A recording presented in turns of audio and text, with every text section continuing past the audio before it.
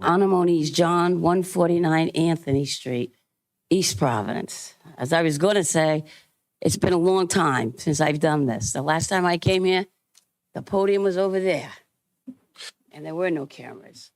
But I felt that this was very important to come out to speak on. I totally support the community center, multi-purpose center, and I'm sure a lot of you support it as well. I've been working with youth my entire life, and they will support this. They will go to the center. I also think the senior area is ideal because it is right there. It's right by the high school. I know everybody's saying, oh, there's going to be a lot of traffic. But every time something is built, all the naysayers, there's going to be this, there's going to be that. When they wanted to build low-income housing, it's not going to work. Those scattered units were the best thing the city ever did after years of people being scared and running off. Every time we're going to build something, there's the fear factor. But we don't have to be fear because we've already done this. When I grew up, and some of the people up there, we had what they called back in that time a drop-in center. And the drop-in center was right on Waterman Avenue. And again, everyone was yelling, saying, this is not going to work. It can't work. Not on the highway. It's going to cause traffic. There'll be jams. There'll be kids all over the place. It was put on Waterman Avenue, and it worked very well. I think there would be less traffic because if you think about it, you've had people come in here for years complaining about all the kids leaving the high school and going over to Shores, hanging in the parking lot, causing problems at the market. So instead of going across and hanging in Shores, they could go across and hang at the community center or whatever it's called.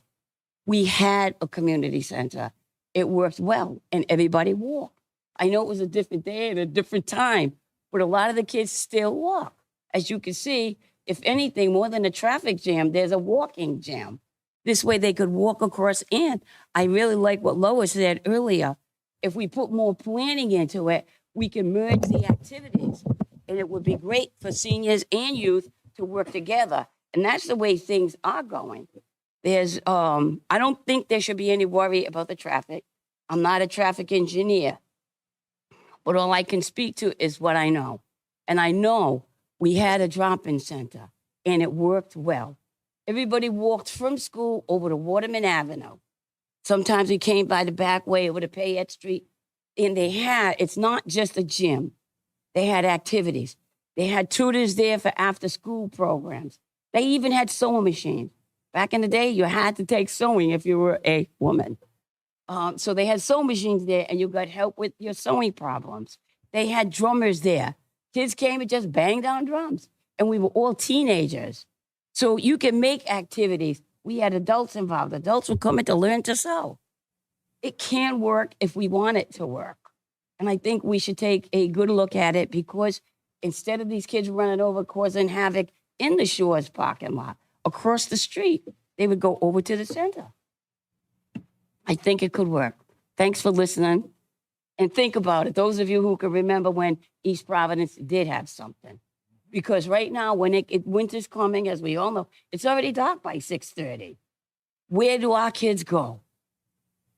They have nowhere to go. The playgrounds are closed.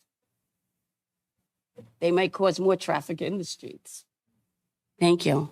Thank you, Anna. You've dated yourself and myself. I remember that drop-in center. I was a little young. I remember it.